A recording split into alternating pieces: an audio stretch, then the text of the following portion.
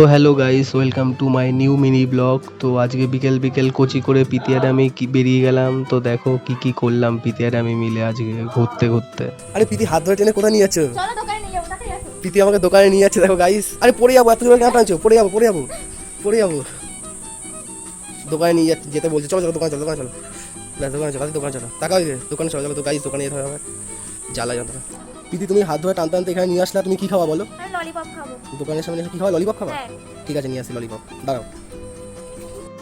এই যে প্রীতির জন্য দুখানা ললিপপ নিয়ে আসলাম। তো প্রীতি নাও। দুটো ললিপপ? হ্যাঁ দুখানা ললিপপ নিয়ে এসেছি তোমার জন্য। একটাও দেবো না তোমাকে, আমি নিয়ে নেবো দুটো। তাও কোথা থেকে আনলাম জানো? কোথা দিয়ে? দুখানা দোকান ঘুরে ঘুরে তারপরে আনতে হলো ললিপপটা। তুমি একা খাবা? হ্যাঁ দুটোই আমি খাবো, দেবো না তোমাকে। আমাকে দেবে না? না। ঠিক আছে। ওই দেখো গাইস প্রীতি ললিপপ খাচ্ছে। হ্যাঁ তুমি দেখাচ্ছ কেন?